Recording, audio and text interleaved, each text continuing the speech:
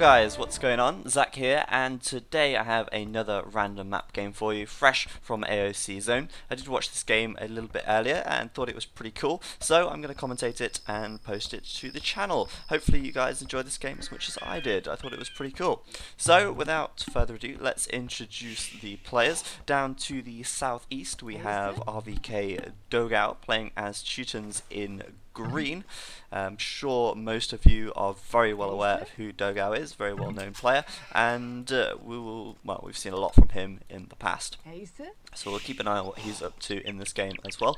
And up to the north, his teammate, LOS Only Rook, aka Miguel or Miguel, he is playing in purple as Franks, and he is going to be Dogao's teammate. We sort of have Team Brazil on the right hand side, as both these players from Brazil.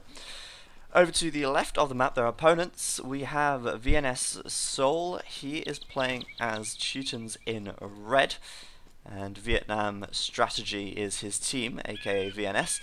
His teammate down to the south, in yellow, we have Dikyo Hui Zi-Teen. I'll call him Hui for the sake of ease. He's playing as Franks in yellow, also from Vietnam. So we sort of have Team Vietnam versus Team Brazil right here. And hopefully you guys are going to enjoy this game, because I did watch it through, thought it was pretty cool, and I just wanted to share. So then, these civilizations, what have we got? We've got Teutons and Franks. Instantly, when you think about Teutons and Franks, you're going to be thinking of their farm bonuses, I hope. Both of them have farm bonuses. Of course, Teutons get cheaper farms, Franks get free farm upgrades as soon as they upgrade to the next age, so they don't have to research horse collar, they don't have to research any of that, they get it for free. So both of these civilizations, and of course it is mirrored as well, have farm bonuses, which does mean that food is going to be a little bit easier to come by. Therefore, we can instantly sort of assume what they're going to go for. We're thinking, you know, feudal age, they're going to have farm bonuses, they're going to probably go for scouts, and once they get to the castle age, most likely knights, because both of them do have fully upgradable knight lines.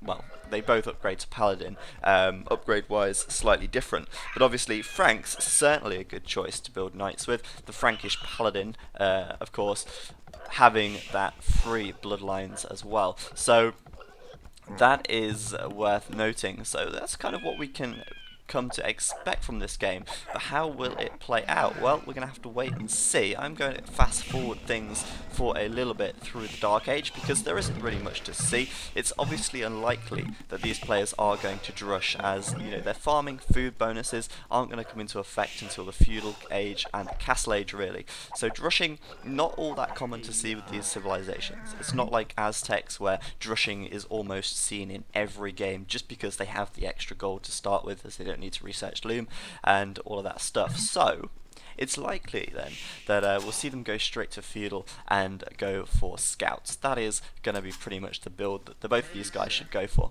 One thing to note with Teutons, though, of course, is that they can do a reasonable tower rush. They can do that because, of course, their towers are a little bit better. They will, of course, get murder holes for free a little bit later on, but also as well, their towers can hold more units, so going for a tower rush can work with Teutons, though it's not all that often seen. Tower rushing is sort of the notable strategy for Koreans, who get the free upgrade on their towers once they upgrade to the Castle Age and the Imperial Age. So trushing is something that can be done as Teutons, obviously less likely to see than with Koreans, and certainly other civs would be less likely to see that as well. But it's not going to be the case in this game, as if they were intending to trush, we probably would see the first, well, once they get up to the feudal age, we'll see the first towers going up and stone started to be collected. So that's not going to be the case here. But just thought I'd throw that in there as a little bit of tidbit of information.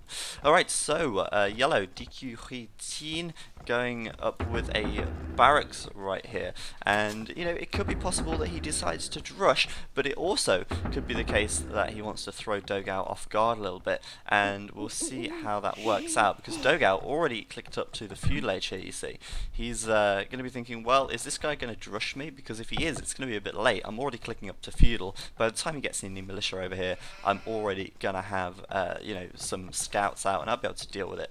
Of course, Huitin here not actually making any militia. So he might have done that to try and throw Dogao off. Dogao's keeping his scout around here to keep an eye out on that barracks. Of course, if he sees any flags popping up there, he will know. But I think at this stage, 9 minutes and 10 seconds in, Dogao's going to be very well aware that Huitin is not going to be making any militia from this barracks for the time being. He too has just clicked up to the Feudal Age, and as of course has Miguel and Sol, pretty much neck and neck for the time being over there. Now, you'll probably see, there we go, barracks going down from only Rook. We'll see a barracks going down from Sol as well, as both of them are going to want to be getting their stables or archery ranges up once they get up to the Feudal Age. But if we have a look at their food right now, of course, only Rook with quite a lot of food. No villagers taking gold for the time being, so it's definitely going to be scouts from him. Sol, we can have a look what he's doing. We can clearly see, again, no gold collectors and quite a bit of food in the bank already. He will start to place more farms down. All of these players will start to place farms down, as they will be getting their farming bonuses as well. So that is worth noting, and we're going to see right now, there we go, only Rook up to the Feudal Age straight away with stable, and likely to see the same from Sol as well. Stable going down right here, of course. Dogap again, stable going down, and Huitin, last one to get up to the Feudal Age, but he is starting to take some gold.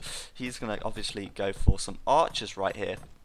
Interesting choice. Of course, it's not totally out of the question that you can go for archers. If you do decide to go for archers, it can be a lot easier, and it will be a lot easier to get up to the castle age a lot sooner. Of course, archers only cost gold and wood, so that farming bonus will kick in and give you a bit of extra food, which can get you up to that 800 food to go up to the castle age a little bit faster. So that's worth noting. So Huitin here going up with an archery range, going to start making some archers, and straight away adding in a spearman, because he does know that, well, let's have a look at his scouting.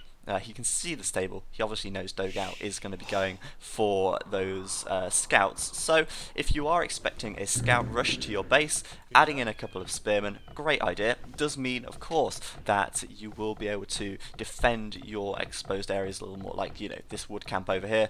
A spearman here will be able to deal with a couple of scouts very easily. And of course, as you can see, Dogao sending those scouts over to his base in just a moment. He could actually be sending them straight over to Sol. But as you can see, over here, Sol walling himself up very quickly, and we'll see what only Rook's scouting looks like. He's not really scouted much. Neither has Dogao of Sol's base, but if I just take that off real quick there, you can see now on the main map that Sol is actually walled up right now, which does mean that most of the attacks are going to be diverted to Hui, as if he's walled up, double walled for that matter, he's building houses behind here as well, it's going to be pretty hard for scouts to break through this, and Sol will be able to keep himself walled up very nicely, protecting his economy. The other guy is sort of walling, but not fully walled.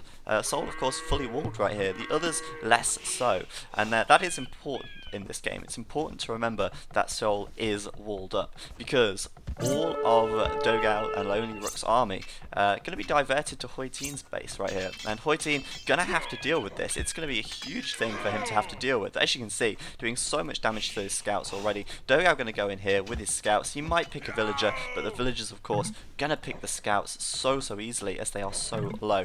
So Huitin with a couple of archers here and a couple of spearmen, able to defend his base fairly well for now.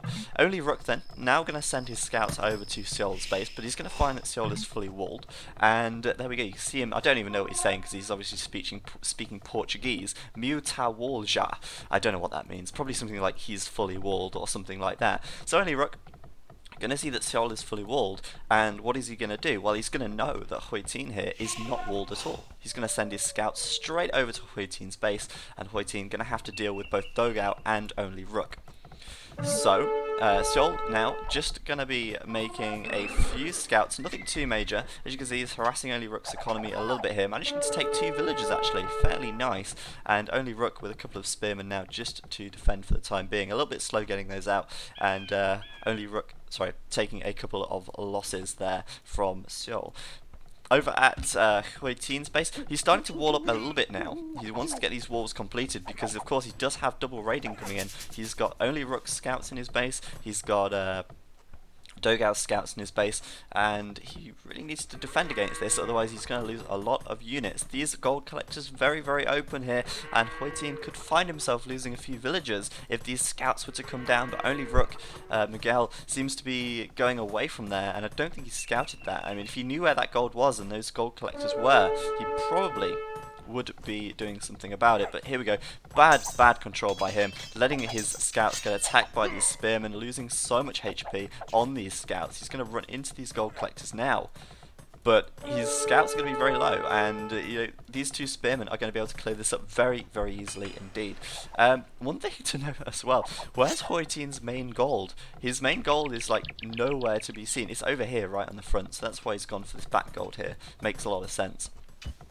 So doing a reasonable job at the moment, managing to defend against both of them. Probably going to lose a couple of villagers here, and of course that's to be expected, but overall not losing too many villagers. I think this may be the first villager that he loses, but defending really well. 2 spearmen managing to deter most of these, and if you have a look, 3, 4, maybe 5 scouts killed already. That's going to be the 6th. This one's going to die as well, and Dogao and Miguel having pretty bad army control, I will say, at the moment, losing a lot of scouts here without really doing much damage at all.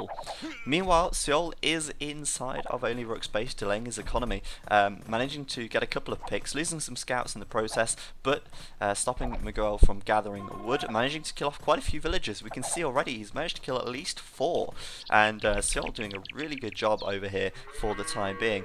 But let's have a look at this. These guys all very close to upgrading to the Castle Age right now.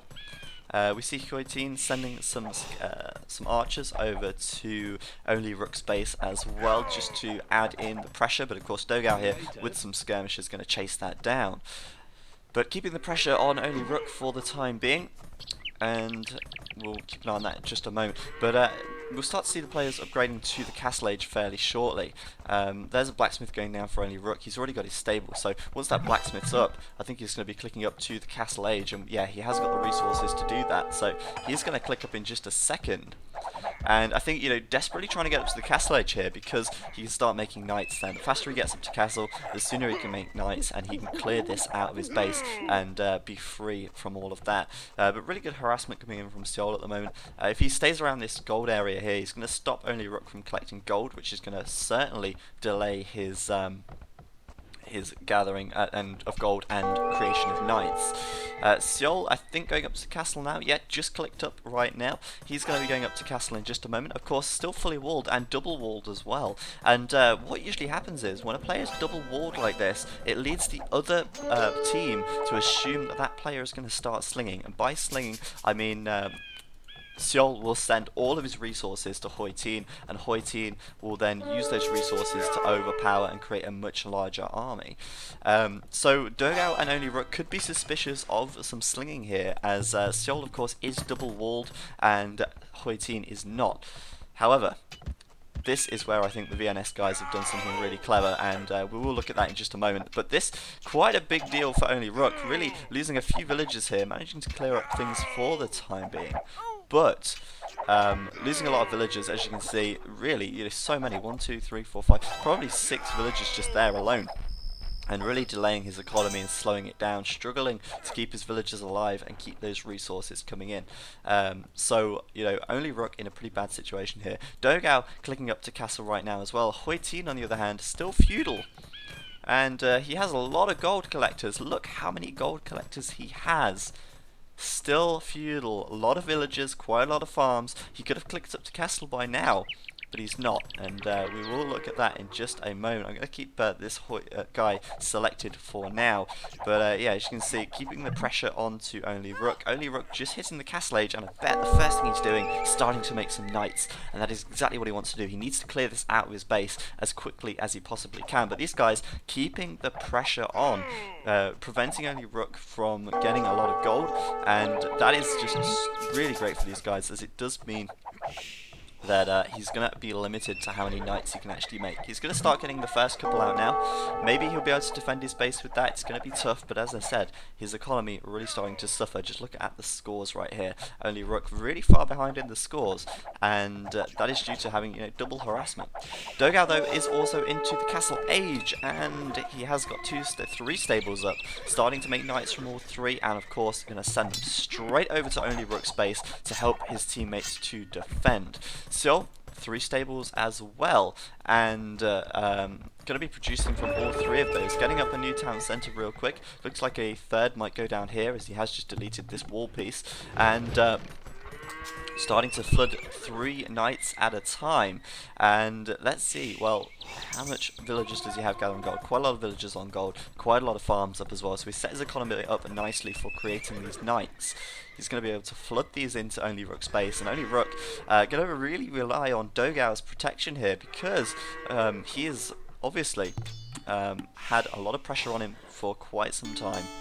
And now this is where it gets cool. Hoitin paying tribute to Seol. So, Seol is actually the one being slinged here. Hoitin sending his resources to Seol. As you can see, Hoitin still in the feudal age. He's not clicking up to castle. He's building villages and slinging his teammate. So, he's walled himself up. In this time that they've been keeping the focus on Only Rook's base, Hoitin has been walling. And what he's going to have now is a fully walled base. Dogao is going to come over here, expect to walk straight in with his knights, but instead he's going to be faced with a wall of houses, and Hoitin is going to continue to wall up from behind this, continuing to sling Seol. What does that mean? That means Seol is going to be able to spam knights all day long at Only Rook's already damaged economy. Only Rook here going to be in a really tough situation. Seol already has +2 on his knights. Those extra resources allowing him to get those upgrades really quickly, allowing him to continue spamming knights. And Dogao has obviously gone to send a counter-attack over to Hoitin's base, but that is the wrong thing to do, because Hoitin is now walled up. Only Rook isn't. These knights are free to walk into Only Rook's base whenever he likes. Of course, Bloodline's already done on these knights as well. So Seol pretty much fully upgraded knights right now. You know, 25 minutes in, he's been slung by Hoitin, and he's going to be able to continue making them as well. So this is pretty huge for these guys at the moment. Only Rook, nothing he can do. He's really deprived of gold. The knights are stopping him from gathering any resources, and he doesn't have the economy and the resources to support knight production. Meanwhile, Seol has so many already. Dogao really needs to send his knights over to Only Rook's base and help him defend. At the moment, he's trying to batter down the walls of Hoitin, and that is the wrong thing to do, because he's not going to get in. Hoitin is walled. The idea behind this, of course, is to destroy Hoitin while he's in the feudal age, but he's not going to be able to do it. Meanwhile, we've got Seol over at Only Rook's base, Miguel's base, destroying everything. And Miguel just can't make any military to defend. Siege Workshop going to go up right there, and with the resources that Hoitin is sending him, he's going to be able to start making mangonels and start taking out these town centres, and he's going to be able to afford it as well, and that's the main thing.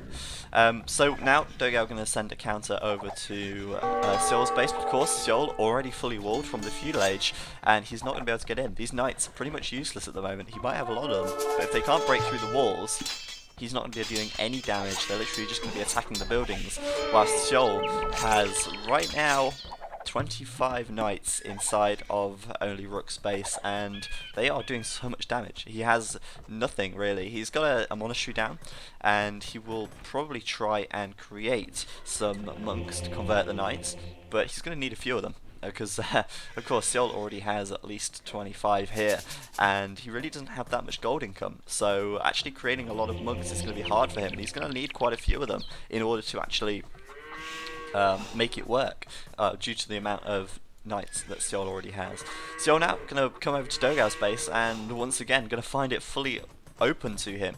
Gonna walk straight in there.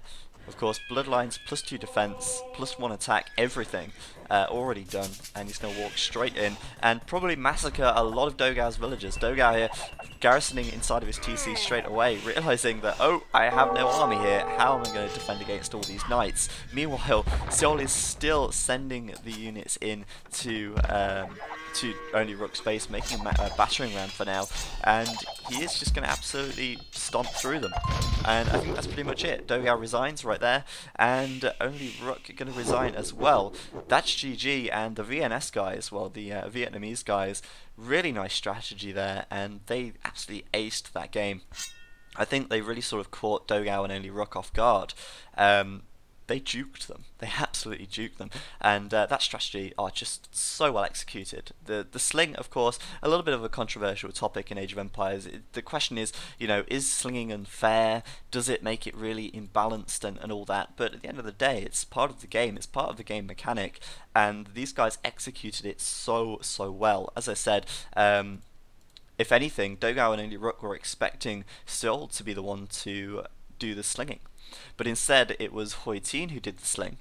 And because they kept so much pressure on only Rook, they didn't allow him to wall up. And of course, only Rook, being the closest player to Seoul here, allowed him to just flood those knights inside of his base, get those upgrades super quick due to the sling, and really just put him out before he even had a chance to do anything.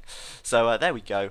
Hopefully you've enjoyed this game. I certainly thought it was a good one. It definitely showed a very thoughtful game, a thoughtful strategy, which executed very well and worked out perfectly for them. So thanks a lot for watching, guys. As usual, I've been Zach, and I'll see you next time.